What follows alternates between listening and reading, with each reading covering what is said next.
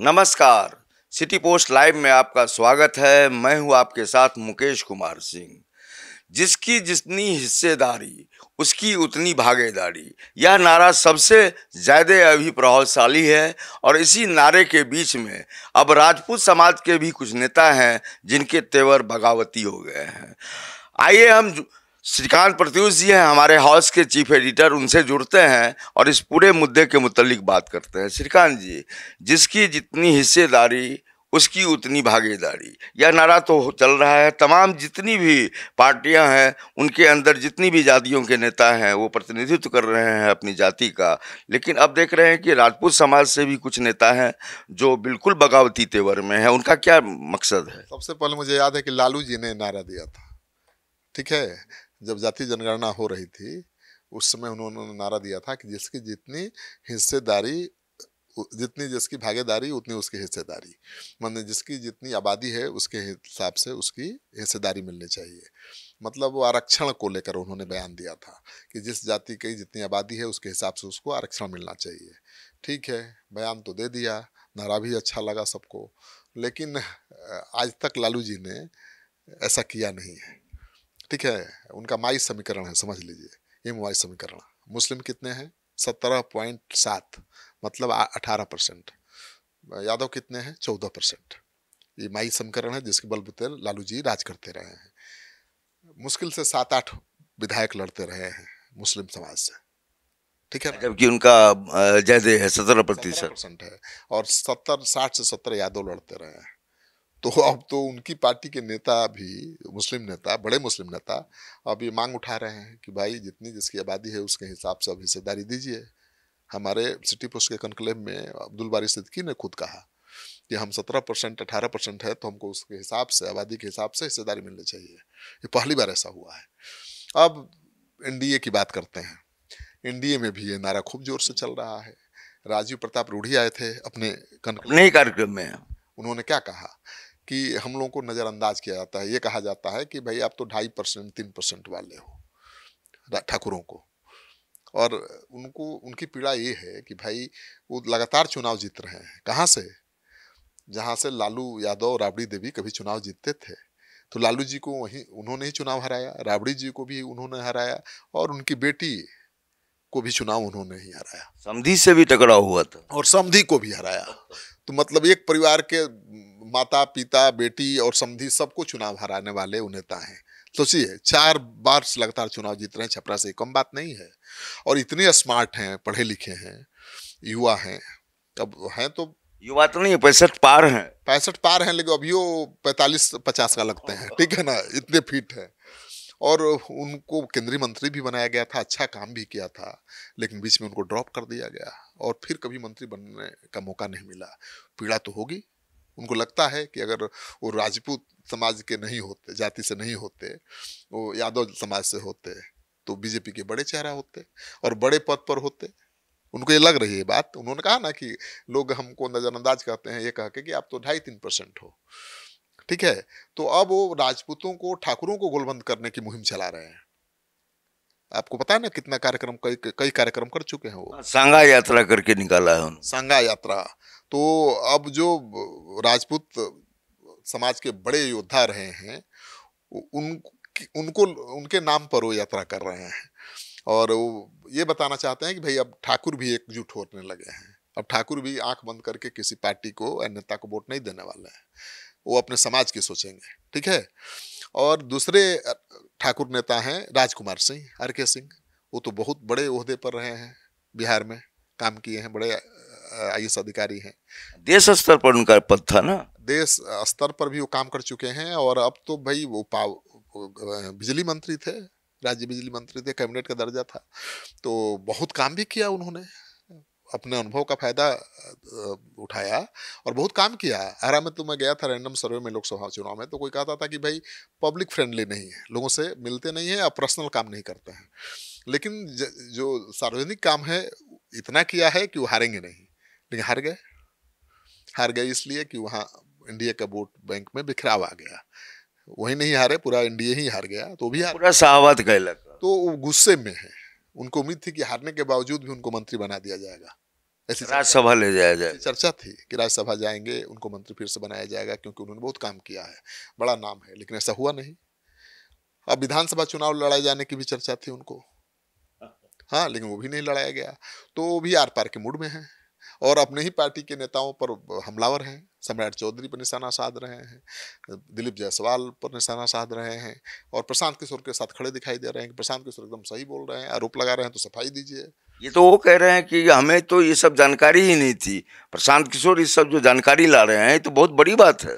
तो वही बोल रहे हैं कि दोनों नेता के तेवर बगावती हैं, लेकिन राजीव प्रताप रूढ़ी थोड़ा अलग तरह के नेता हैं, ठीक है ना। वो बगावत उन पर आप आरोप नहीं लगा सकते, बड़ी शालीन है। हाँ, वो तरीके से सलीके से दबाव बना रहे हैं, वो ठाकुरों को गोलबंद कर रहे हैं और बिहार में कोई ठाकुरों का नेता है नहीं आज की तारीख में। तो राजीव प्रताप रूढ़ी ने अगर पहले ये काम शुरू किया होता तब तक ठाकुरों के बड़े चेहरा होते हैं, लेकिन कभी किया नहीं, ठीक है। वो केवल अपने चुनाव तक सीमित रहते थे, चुनाव लड़ना है और अपने क्षेत्र में जाकर देख लीजिए, शायद ही कोई ऐसा सांसद हो जिसने उतना काम किया होगा ग्राउंड लेवल पर। कल हम लोगों के मंच पर वो आए थे और इशारे इशारे में उन्होंने बोला, हमने बहुत ध्यान दिया कि अगर आपको राजनीति में बड़ा चेहरा बनना है तो आपको अपनी जाति के जितने समाज के लोग हैं उनका प्रतिनिधित्व करना है, ये एहसास पार्टी को कराना है। कहा कि अब हम ठाकुर हैं और ठाकुर समाज ही हमारा साथ नहीं देगा, मेरे साथ पीछे खड़ा नहीं होगा, तो दूसरे जाति के लोग क्यों खड़े होंगे। तो बड़ा नेता बनना है तो पहले अपनी जाति का नेता बनना पड़ता है, ठीक है ना। ये तो नई प्रॉपर्टी हुई ना। नहीं कहाँ से हुआ, लालू जी भी बड़ा नेता तभी बने जब यादव ने उनको नेता माना। राजीव प्रताप रूढ़ी एक झटके में बड़ा नेता बन सकते हैं जिस दिन ठाकुर उनको बिहार के ठाकुर नेता मान लेंगे, और नेता तभी मानेंगे जब नेता वाला काम करिएगा। आप केवल लोकसभा विधानसभा चुनाव लड़िएगा, अपने क्षेत्र तक सीमित रहेगा तो कोई नहीं मानेगा।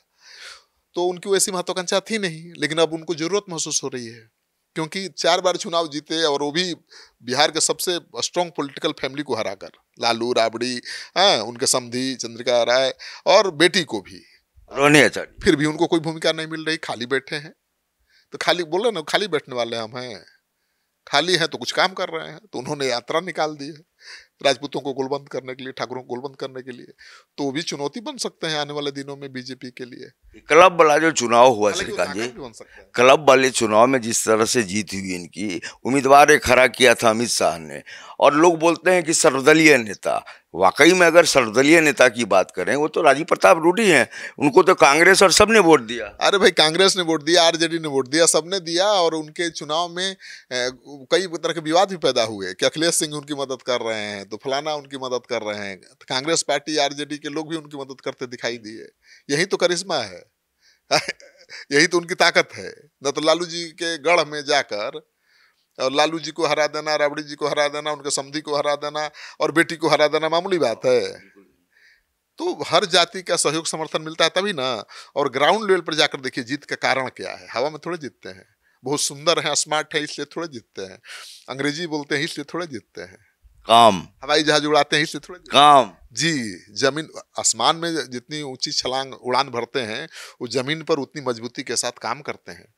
मैंने तो देखा है कि पटना में तो हमारे घर में पाइप वाला गैस लाइन का कनेक्शन नहीं है, वो उनके क्षेत्र में चले जाइए, गांवों में पाइप लाइन से गैस का कनेक्शन है। उन्होंने कल तो सारा राज खोल दिया हम लोगों के मंच पर, हम लोगों का जो कॉन्क्लेव। काम में कोई दिक्कत नहीं है, चुनाव जीतना उनके लिए चुनौती नहीं है इसलिए कि उन्होंने काम किया है। लेकिन काम करने के बाद, चुनाव जीतने के बावजूद भी उनको पार्टी में अहमियत नहीं मिल रही है, उनको मंत्रिमंडल में जगह नहीं मिल रही है। ये पीड़ा तो होगी ही, भले वो बगावती नहीं रुख अपना रहे हैं, खुलेआम नहीं पार्टी के खिलाफ बोल रहे हैं, लेकिन उनकी पीड़ा तो दिख रही है ना भाई। क्यों नहीं होगी पीड़ा, अब इसको वाजिब पीड़ा माने। हाँ बिल्कुल। राजकुमार सिंह जी की पीड़ा क्या है पता नहीं, क्योंकि बीजेपी ने उनको सम्मान दिया, ऐसा नहीं है।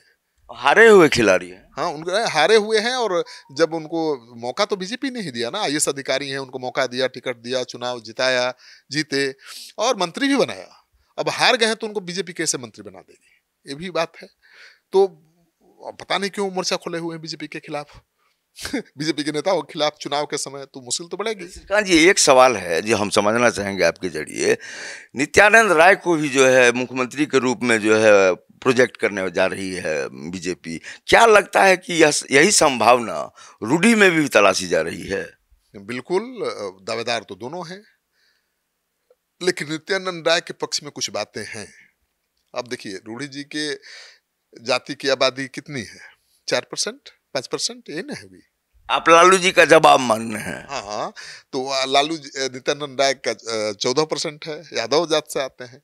और लालू जी का जवाब तो नित्यानंद राय ही हो सकते हैं, राजीव प्रताप रूढ़ी नहीं हो सकते, आप नहीं हो सकते, ठीक ना। तो मुझे लगता है कि उनको विधानसभा चुनाव लड़ाया जा रहा है और राघोपुर से लड़ाने का फैसला लिया गया है। तो क्यों लिया गया है? अगर राघोपुर से नित्यानंद राय चुनाव लड़ेंगे तो बीजेपी कहे या न कहे, ये मैसेज जाएगा, ये नैरेटिव सेट होगा कि बीजेपी भविष्य के लिए अपना मुख्यमंत्री का उम्मीदवार तलाश रही है यादव समाज से। नहीं, ये तो बिल्कुल साफ हो जाएगा। तेजस्वी यादव के खिलाफ चुनाव लड़ना ये तो अपने आप में एक संवाद है कि अगला, अब चूंकि वैकेंसी नहीं है अभी, नीतीश कुमार हैं, लेकिन अगले सीएम होंगे ये नित्यानंद राय। अब देखिए, अभी चुनाव होगा, अभी तो नीतीश कुमार ही चेहरा है, मुख्यमंत्री तो वही बनेंगे, नोट कर लीजिए। लेकिन कितना दिन रहेंगे ये बात है। लेकिन आगे तो बीजेपी अपना मुख्यमंत्री बनाएगी और वो उसके लिए तैयारी में लग गई है। अभी से तैयारी करना पड़ेगा ना, फिर इंतजार थोड़े करेगी बीजेपी। तो अभी नित्यानंद राय को खबर है कि राघोपुर से चुनाव लड़ाया जाएगा, जहां से तेजस्वी यादव चुनाव लड़ते हैं। और तेजस्वी यादव को अगर नित्यानंद राय ने चुनाव हरा दिया तो बीजेपी के यादवों के बड़े नेता हो जाएंगे और मुख्यमंत्री के सबसे बड़े दावेदार हो जाएंगे, ये शक नहीं है। नित्यानंद राय सहज हैं, मिलनसार हैं, और केंद्रीय गृह राज्य मंत्री हैं। मिलने पर लगता है कि केंद्रीय गृह राज्य मंत्री हैं, इतनी सादगी है, दोस्तों की तरह बात करते हैं। और यादव समाज से हैं, लेकिन बहुत शालीन व्यवहार है। और यादव समाज को क्या मतलब है किसी से? उसको तो अपने समाज का ताकतवर नेता चाहिए। अब लालू जी की जगह तो कोई नहीं ले सकता, नित्यानंद राय जी भी नहीं ले सकते, लेकिन तेजस्वी यादव पर तो भारी पड़ सकते हैं नित्यानंद राय ने भाई। कल भी जिस तरह से हमला बोला है लालू परिवार पर, शालीनता से ही, लेकिन सारी बातें कह डाली है। हाँ बिल्कुल, उन्होंने कहा कि यादवों को बदनाम किया है, लालू जी के राज में यादव बदनाम हुए हैं, यादवों की हत्याएं हुई हैं, यादव हाशिए पर आए हैं, समाज से उनको काट दिया गया है, हर जाति के लोग उनको अपना दुश्मन समझने लगे हैं। सारे यादव लंठ हैं क्या? नहीं है, यादव रक्षक भी हैं। आप देख लीजिए गांव में, हमारे गांव में जाइए तो यादव ब्राह्मणों के रक्षक हैं, सेवक भी हैं, गाय भैंस वही दूधते हैं आकर, ठीक है, दूध भी पहुंचाते हैं, और जरूरत पड़ेगी तो लाठी लेके खड़े रहते हैं। तो यादव ऐसा थोड़ा है कि बदमाशी है, नहीं है, कुछ है मनचले लफंगे जो पूरी जाति को बदनाम कर रहे हैं। लालू जी ने तो यही किया, लेकिन जो नित्यानंद राय बोल रहे हैं तो उनकी शालीनता बता रही है कि यादव समाज हमारा इतना खराब नहीं है जितना, जैसे नेता एक्ट करता है, बिहेव करता है, वैसे ही कार्यकर्ता करते हैं। अब नित्यानंद राय अगर यादव के नेता बनेंगे तो यादव भी उन्हीं की तरह व्यवहार करते नजर आएंगे। देखिए बात समझिए, नेता जैसे राजा वैसी प्रजा। और यादवों को तो सबसे बड़ी कुर्सी पर अपना नेता चाहिए, चाहे वो बीजेपी से हो या आरजेडी से हो, क्या फर्क पड़ता है भाई। उनको दल से प्यार है नहीं, उनको परिवार से प्यार है नहीं, उनको अपनी जाति का मजबूत आदमी चाहिए, और अपनी जाति के हाथ में सत्ता की बागडोर होनी चाहिए। वो नित्यानंद राय के हाथ में हो या तेजस्वी का, कोई फर्क नहीं पड़ता। समझ रहे हैं ना। तो नित्यानंद राय का राघोपुर से चुनाव अगर लड़ते हैं, जैसा कि मुझे सूचना है, तो सीएम के भावी सीएम है। इस डिबेट का निचोड़ यही निकला कि इस बार बिहार चुनाव में सीएम का चेहरा नीतीश कुमार हैं, लेकिन इसी चुनाव के जरिए एनडीए, खास करके भाजपा, नए जो सीएम होंगे उस चेहरे की तलाश में लग गई है। इस डिबेट में इतना ही, लेकिन आप लगातार बने रहिए हमारे साथ, कहीं नहीं जाइए, देखिए सिटी पोस्ट लाइव को। शुक्रिया।